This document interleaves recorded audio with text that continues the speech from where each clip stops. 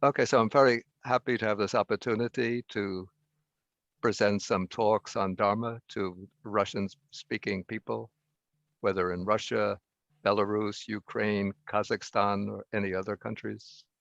And in the talks that I'll be giving, I intend to cover some of the basic Buddhist teachings as found in the Pali tradition, the Pali Nikayas. Yeah, so these talks will be intended for people who want to get a basic understanding of the fundamentals of the Buddha's teaching. Okay, so the talk today is devoted to the topic of the Four Noble Truths. Yeah, often in many sort of basic textbooks on Buddhism, the Four Noble Truths is presented as sort of the basic Buddhist teaching. But Well, actually, yeah, but actually when the Buddha gave a teaching on the Dhamma, he didn't begin with the Four Noble Truths. Usually he would begin with more elementary teachings, like teaching on generosity, ethical conduct, the teachings on karma and the fruits of karma, in order to prepare his audience for the teaching on the Four Noble Truths. And then he would teach the Four Noble Truths only when he was confident that the people that he was speaking to would be able to understand them. Yeah, but it's become sort of the common practice, especially on writers on Buddhism in the West, to begin explaining the Buddha's teachings by explaining the Four Noble Truths. And I'm following in that kind of model.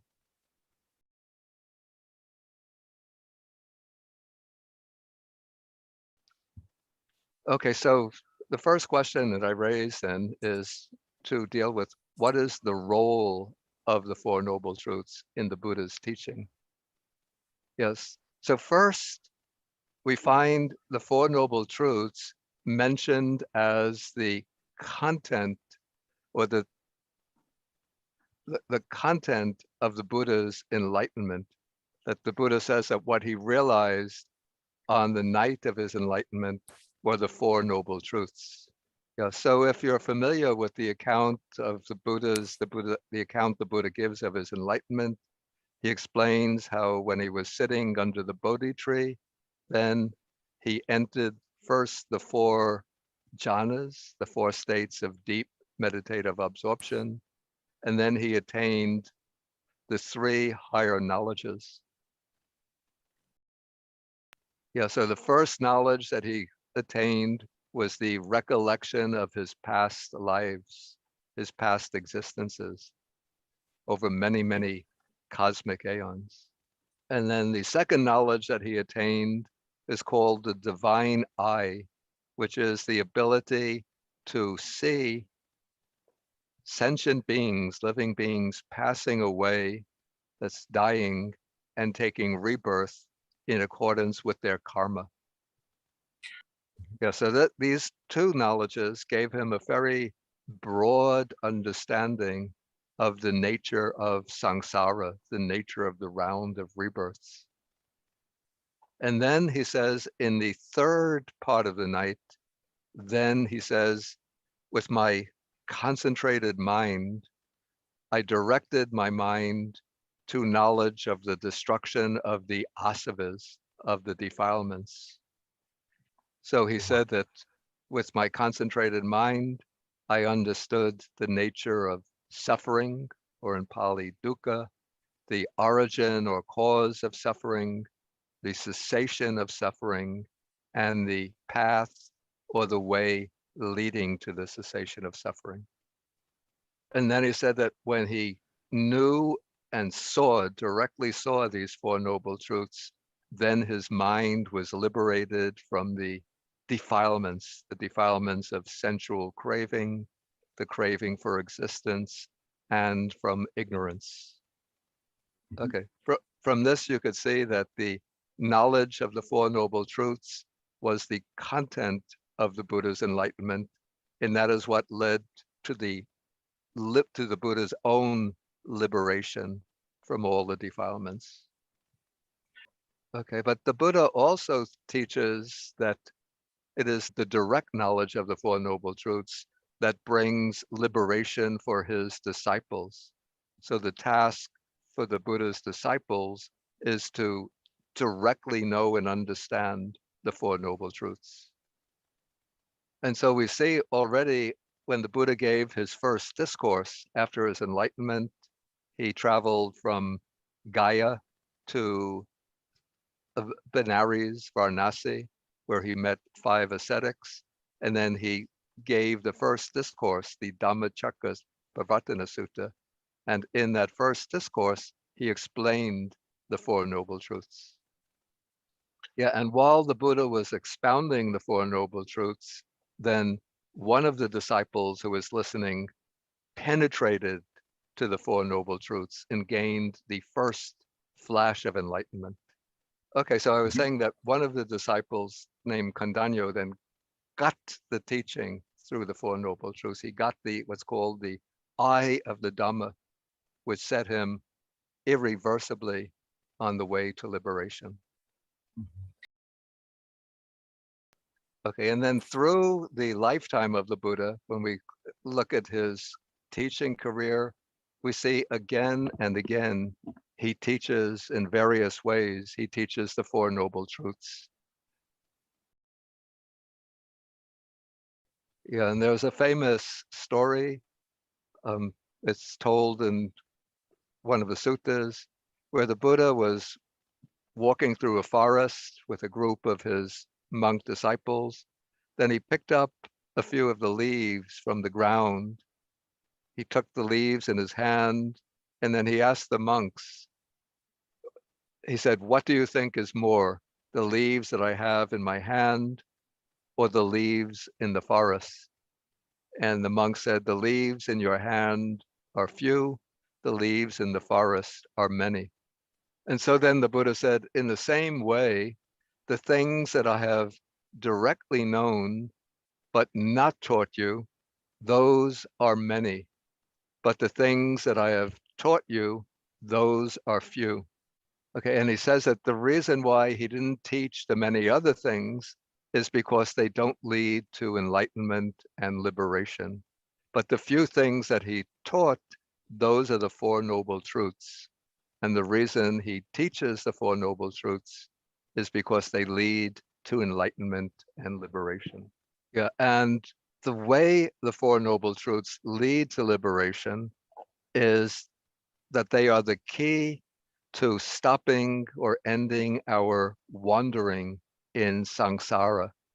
So the Buddha says that the reason we have wandered from life to life in samsara is because we have not understood the Four Noble Truths.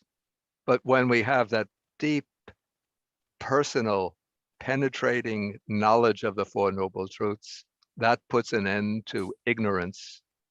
And when ignorance is ended, then craving is ended. And when craving is cut off, then comes liberation from the cycle of repeated birth and death from samsara. Okay, so now I want to come next to the next topic, and that is to bring up the question why these four truths are called noble truths. In Pali, we use the term Arya Satya. So these are noble truths. Yeah. One reason found in the suttas is because these four truths are real.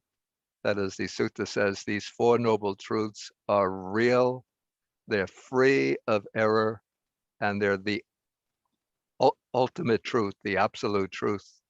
So therefore they are called noble truths.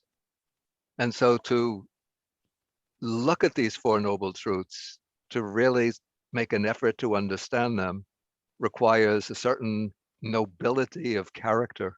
It's not just for ordinary people who are pursuing worldly pleasures, but to look at these truths, one needs strength of character and clear understanding. And then another reason they're called the Four Noble Truths is because it is the knowledge or realization of these Four Noble Truths that transforms one into a noble person, that is, into an Arya Pugala. So in early Buddhism, a distinction is made between the great masses of people who are called in Pali Putujana, ordinary people, and then those who truly and deeply understand the Four Noble Truths are called noble persons, Aryas.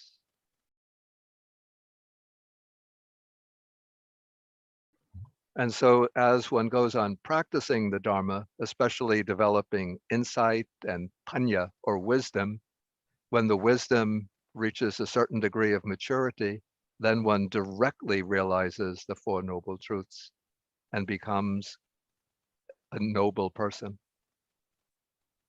Okay, then the next question that I bring up is the question why there are four noble truths.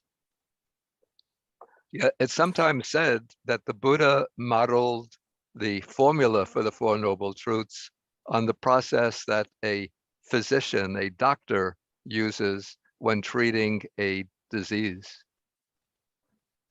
So when a sick person comes to the doctor, then the doctor, first he has to determine what is the disease from which the patient is suffering. Then the doctor has to try to find out what is the cause of the disease, then to determine, can this disease be cured? And then what is the medicine to cure the disease? Yeah, so this is very much the procedure that the Buddha uses, uh, that the Buddha sets out in the Four Noble Truths. First, he looks, what is the disease from which humanity is suffering? And that is the disease of dukkha, or suffering. Then in the second Noble Truth, he investigates what is the cause of that disease, which he'll say is craving. Then in the third Noble Truth, he'll determine that a cure is possible, the end of dukkha, suffering can be ended. And then in the fourth Noble Truth, he prescribes the medicine, which is the path, the Noble Eightfold Path. Yeah, another way to understand the reason for Four Noble Truths is to see that these Four Noble Truths can be divided into two pairs. Yeah, so the first pair, that's the first truth, and the second truth are the truths that relate to or describe the nature of samsara, and the second two truths describe the nature of liberation. Yeah, and each pair, in each pair, the two truths are related by the relationship of cause and effect, except that the first truth shows the effect, which is dukkha or suffering, the nature of conditioned existence. That is the effect. And then the second truth shows the cause of dukkha, that's the truth of origin, which are craving and the defilements. In the third and fourth truths, we have the result or the effect first in the third truth, the cessation of dukkha, which is nibbana. Yeah, and then the fourth noble truth shows the cause or the means for attaining nibbana, and that is the truth of the path.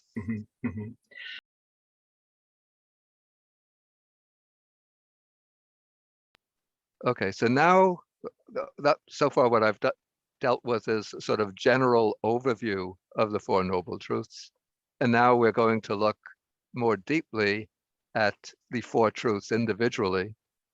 And here I'll be focusing mainly on the first three truths, because the fourth truth on the path we'll be dealing with in detail in a later class. Okay, so the first noble truth is in Pali is called the Dukkang Arya Satchang, the noble truth. And here we come across a certain difficulty with the word dukkha. In English, we usually translate this as suffering, but the word dukkha has many implications, shades of meaning that go far beyond merely suffering. Yeah, in the Indian languages at the time of the Buddha, the word dukkha originally meant pain, pain or suffering. But the Buddha took that word and gave it a much broader meaning. Yeah, so the word dukkha, as the Buddha uses it, comes to take on the sense of what is imperfect, what is defective, what is stressful, what is unsatisfactory, and so on. Okay, so now I will read the actual text of the First Noble Truth, and then we will explore it in more detail. Okay, so the text goes, the Buddha, and this is from the first sermon of the Buddha. He says, "This is the noble truth of dukkha, or suffering. Birth is suffering, old age is suffering, illness is suffering, death is suffering." Okay, and we could see that these types of experiences pertain to what we could call bodily suffering. That is birth, old age, illness, and death. Those are sufferings that arise from the body. Okay, then the Buddha goes on and he says, union with what is displeasing is suffering, and separation from what is pleasing is suffering, and not to get what one wants is suffering. Okay, so here we have like union with what is displeasing. So there are people that I don't like, but maybe I have to work together with them, live together with them. So that is a kind of dukkha, unpleasant, disagreeable, or disagreeable things that one sees, hears, tastes, and so on, disagreeable sense objects. Yeah, just a few minutes ago, we had experience of this. We were all looking forward to having a nice, peaceful, and informative class. And then we go on to my personal Zoom meeting account, and so much noise and disturbance. And all of that was causing a lot of dukkha in the mind. And then separation from what is pleasing is suffering. So there are people that I like, that I love, that I'm attached to, and maybe they go to live elsewhere or they pass away, or things that I like, I lose them. And so that causes suffering. And then not to get what one wants is suffering. So many people want to have a lot of material things, or they want to become famous or powerful, or to have high position, and they don't get that. And that becomes a cause of dukkha, of mental suffering. Okay, so here we have the three types of mental suffering: union with what is displeasing or disagreeable, separation from what is pleasing or agreeable, and not to get what one wants. And then the last statement that the Buddha makes in explaining the First Noble Truth gives, I call this a kind of universal meaning to dukkha. Here he says that the five aggregates subject to clinging are dukkha. This is the Panchupadana Khandha. So this is a kind of technical expression that the Buddha uses. And I'm not going to deal with this in detail in today's class. Of course, the next class that we'll be having will be devoted to examining the five aggregates. But just to treat them in brief here, the five aggregates are the factors that make up our body and mind. So it's the physical bodily form, feeling, perceptions or ideas, the volitional activities, and consciousness. So what we are, the constituents of our life, are these five aggregates. And these five aggregates, the factors of body and mind, are said to be dukkha, not because they're all suffering, but in the sense that they are defective or imperfect because they are impermanent.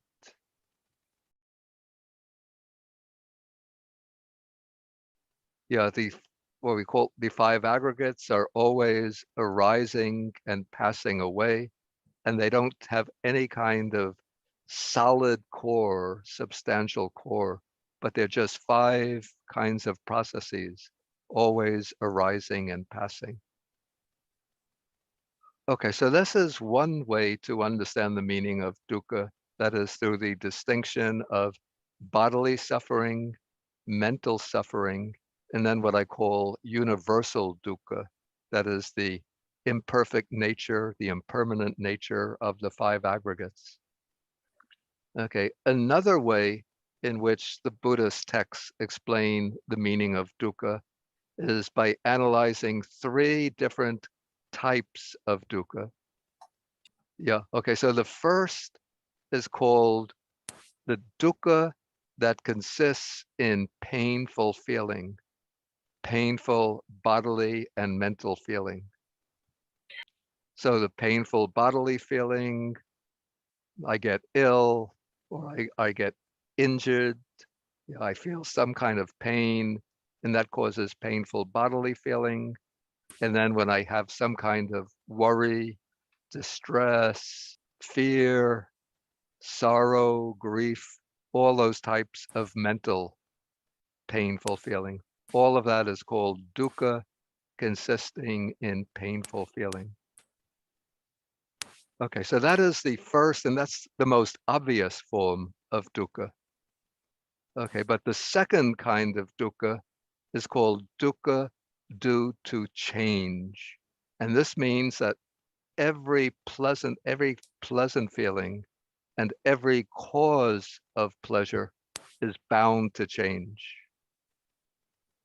Okay, so all of the things that give me pleasure, that give me happiness, maybe I have a nice house, nice car. If I'm married man, I have a nice wife, nice children, a good job. I feel very comfortable, very happy. But all of these outer conditions are impermanent, unstable.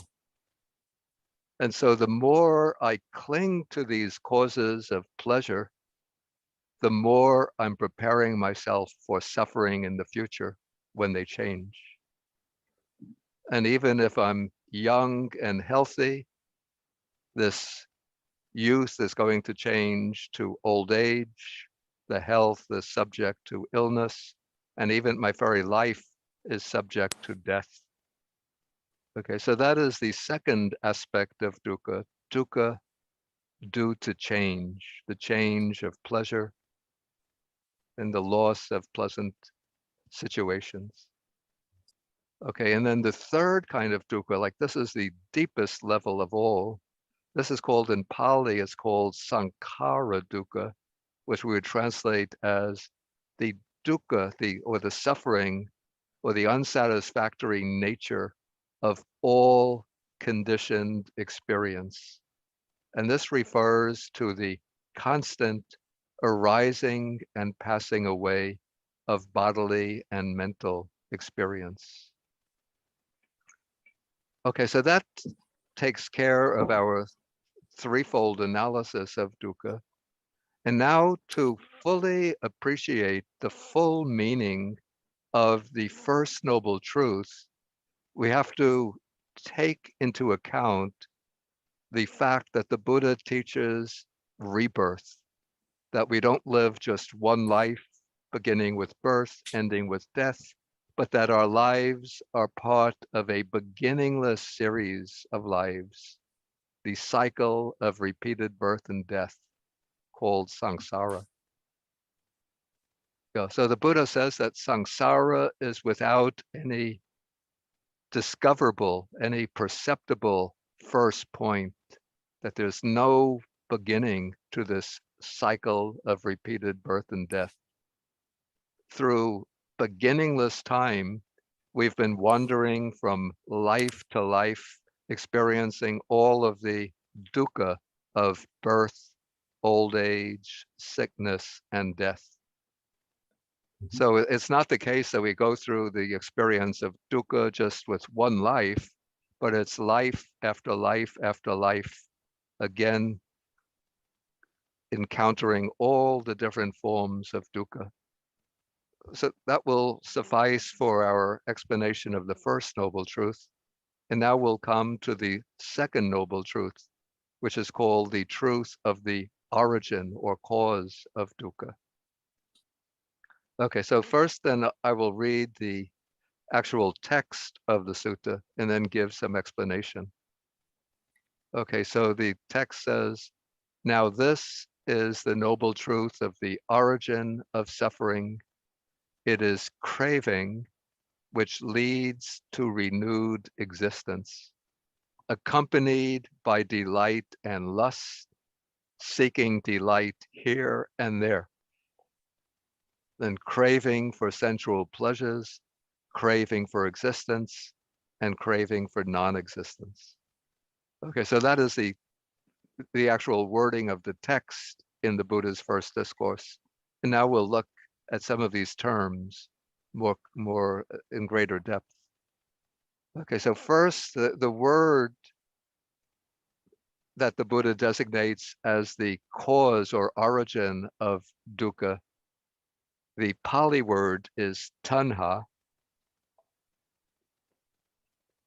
And this is the word that I translate as craving.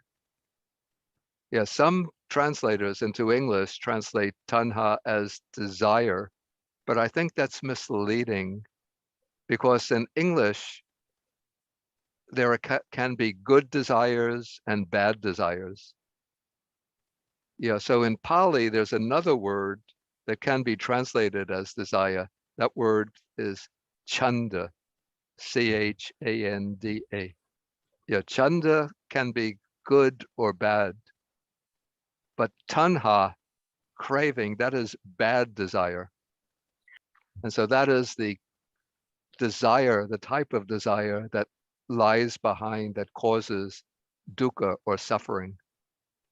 Okay, and then the text of the sutta says that craving, it uses the Pali word pono bhavika, which is what I translate as leading to renewed existence. So this expression indicates that it is craving that causes rebirth. It's craving that causes us to move from life to life within samsara. And then this craving is said to be accompanied by delight and lust. And so the word here, raga, translated as lust, indicates the desire for things that we don't have. And then the word nandi, translated delight, is enjoying the things that we acquire, enjoying them with this craving. Okay, then the third expression used here, seeking delight here and there. This shows that when one has craving, when craving is sort of governing, dominating the mind, one is never satisfied, but one is always looking for new sources of pleasure in one thing or another thing. You know, like to give an example of this, when I was living in Sri Lanka as a monk for many years, every day we would get Sri Lankan food for our meal. And then I used to remember the days when I was living in New York City, and we used to, with my friends, we would go from time to time to Chinatown to enjoy the Chinese food. And I would think, oh, it's so boring to have to eat Sri Lankan food every day. If only there were some Chinese restaurants around where I could go to get some Chinese food. Okay, now I'm living in New York State in a Chinese monastery. So every day, almost every day, we get Chinese food. And so I think, oh, having Chinese food every day is boring. If only we can get some Sri Lankan food. And sometimes some Sri Lankan people will come to the monastery bringing Sri Lankan food, and they'll put it out on the table. And then I will take the Sri Lankan food, not the Chinese food. So that is the way the mind works when it's when it's controlled by craving. We're always seeking something different, new sources of pleasure. Okay, then in in the statement from the sutta on the origin of dukkha, you could say that the text mentions three kinds of craving. So we have craving for sensual pleasures, craving for existence, craving for non-existence. Okay, so the explanation of these, I gave my own explanation, which I think is rather simple and clear. So the craving for sensual pleasures is craving to enjoy the objects of the senses through any of the senses. Beautiful forms, delightful sounds, nice odors, tastes, soft and gentle touch sensations. Okay, then craving for existence. This is the craving, sort of the attachment to life, and which then turns into the craving to go on existing from one life to the next. And sometimes people who have belief in rebirth or some existence after death, maybe they have the desire to be reborn in the heavenly worlds, or to come back as a human being, to become a king, or to become a wealthy person. So it's craving for some form of existence. Okay, then the third kind of craving is a bit obscure, I have to say. It's called craving for annihilation. And I understand, or I interpret this to mean a craving for a complete end to existence at death. Yeah, I won't deal with this at length because it's a bit obscure. Okay, so now I want to bring up the question, how is it that craving is the cause of dukkha or suffering? Yeah, so the way I look at it, I could see that craving can cause suffering at two levels. I call one the psychological level, and the other is the level beyond the psychological level. Yeah, so how craving causes suffering at the psychological level, this is something that we could see pretty clearly and directly, simply if we reflect and examine our own experience. Okay, so suppose that, say, craving arises, some desire arises in the mind. Okay, let's say I'm fond of dark chocolate myself. Okay, so say I'm sitting at my desk reading or studying something, then the thought comes into my mind, dark chocolate. But I'm interested in the book that I'm reading, so I try to dismiss the thought, push away the thought, dark chocolate. But the thought doesn't give up and go away, but it keeps on pushing against the mind. And so then I feel some kind of displeasure.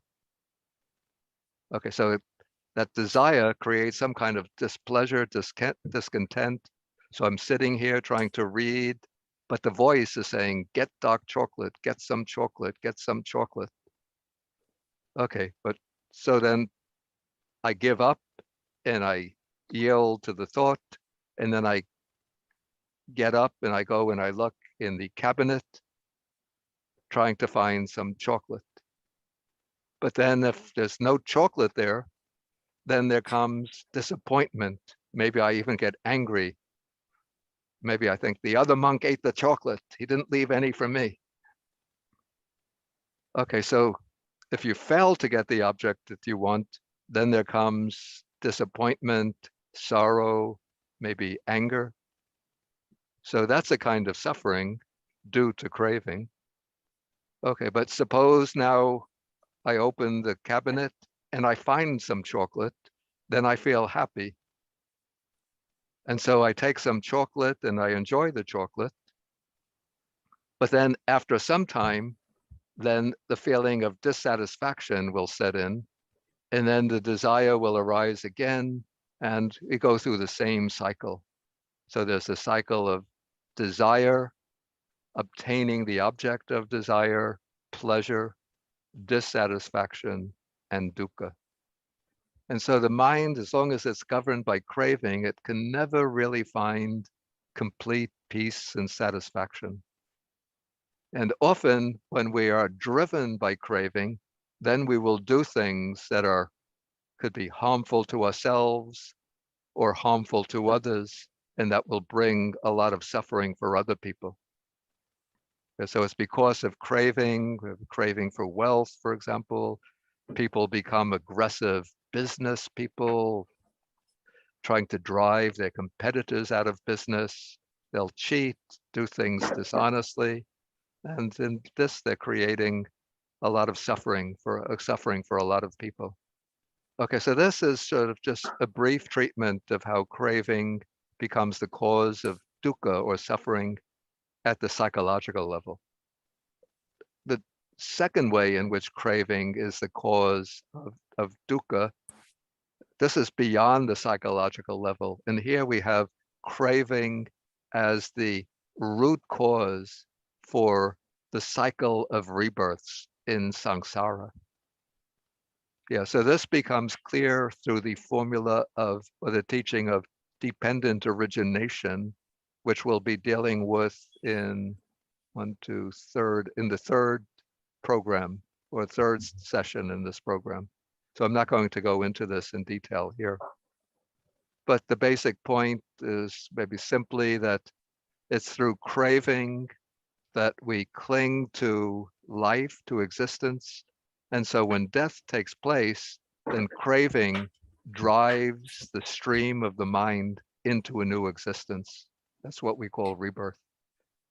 Okay, so now we come to the third noble truth. That is the truth of dukkha nirodha, the cessation of suffering.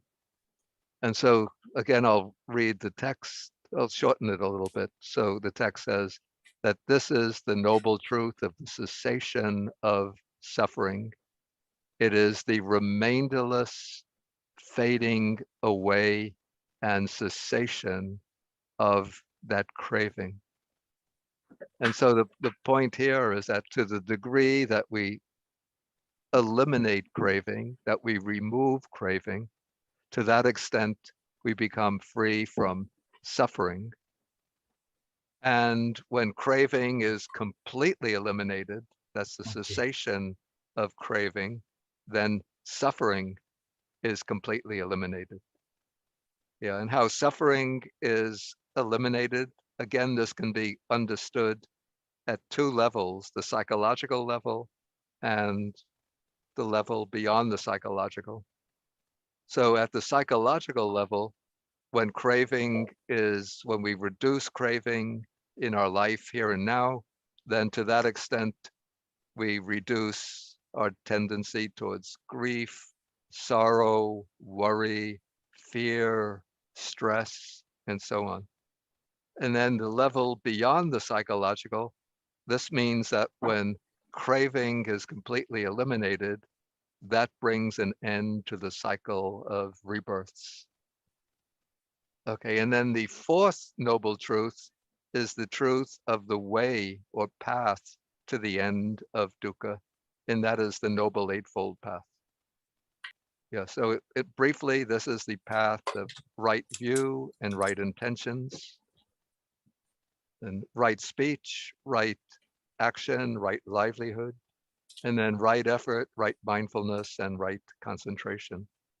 Yeah, so I'll be dealing with the path in the later class, so I'm not going to go into it in detail here. Okay, so this will be my overview of the Four Noble Truths. And I think we have some time. We could maybe for 15 minutes for questions. Okay, we have a question. Okay, you'll have to, of course, translate questions asked in Russian. How to make a difference between Tanha and Chanda, between the craving and just desire. Okay, yeah, the word chanda, as I said, it's used in a broad way. So sometimes it could be the wholesome desire. Like, for example, when the Buddha is explaining right effort, he says that you should bring forth a desire for removing unwholesome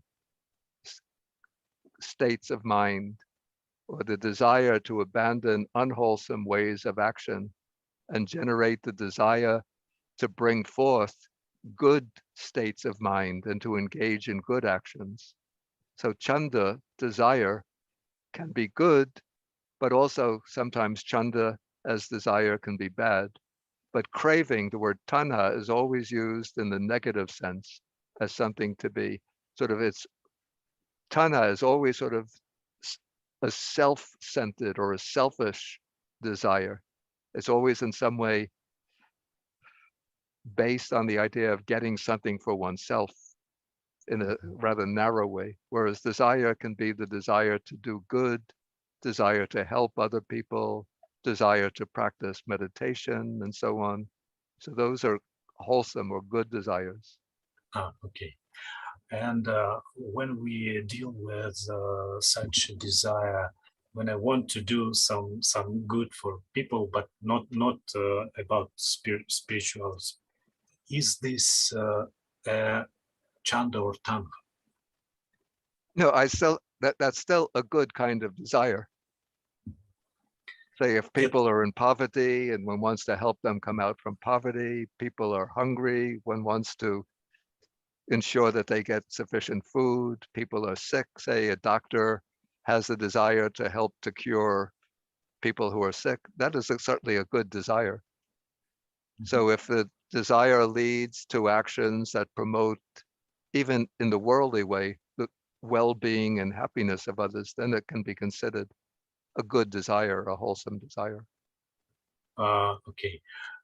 Is craving connected to the feeling that we have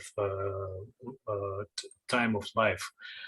Because if we would know that we have no time, we would not. Yeah, if I understand correctly, I'd say, yeah, in a sense, craving maybe is connected with the idea that we'll go on sort of living for years and years and years. And so we don't recognize that, that death is inevitable and that death can occur at any time. So sort of one of the reflections that the Buddha teaches with themes of meditation is to remind ourselves that we are bound to die and that death can come at any time. And so when we reflect in that way, then it inspires stronger effort to practice the Dhamma to overcome craving. The question is, what happens with a person who feel the craving to non-existence? What's wrong with it? Yeah, the way I understand this, it's a little bit problematic, but I think that this was the belief among some of the ascetics in the Buddha's time, that they had the belief in samsara, that life goes on from life to life, but they had the idea that there was a self, and so they wanted to end the existence of the self. And they usually would do this through the extreme types of ascetic practices, like self-mortification. Can this desire to help other people be a craving? Can it be connected with tanha?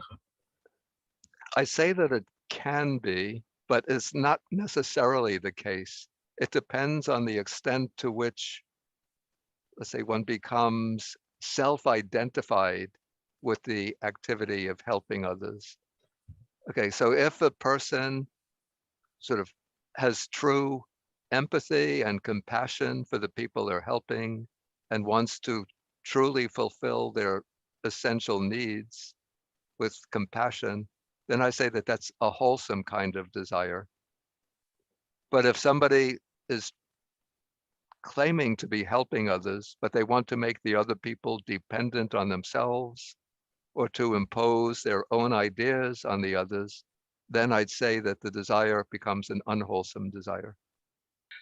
Is the desire to live in more appropriate conditions, like more free country with where state more respectful for human rights and so on and so on, is such kind of desire is craving.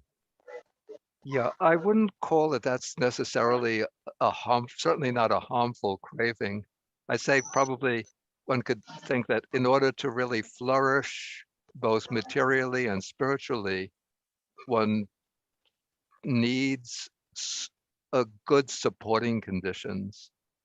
And so in that case, certain kinds of social conditions where human rights are respected, where there's more social, economic justice and so on, those would provide more suitable conditions for a person to flourish in all aspects of their life, whether it be family life, social life, or spiritual life. Yeah, there's a well-known little sutta called the Mangala Sutta, which speaks about 38 kinds of blessings. And one of the blessings is Pati Rupa Desa Vasocha, which means living in a suitable environment, living in a suitable place. So the ideal, sort of the one of the ideals is to live in a place which is conducive to wholesome activities and to practice of the Dharma. Okay, so the question is, if a person is developed emotionally, does this contribute to the path to enlightenment? Yeah, I say definitely the development of wholesome emotions is very important in following the path to enlightenment. Yeah, so we have to, in following the path to enlightenment, we have to overcome what are called the destructive emotions like greed, anger, hatred, arrogance, and so on, and then develop the beautiful emotions. Like we usually have four of them: loving kindness, compassion, joy with others, and equanimity.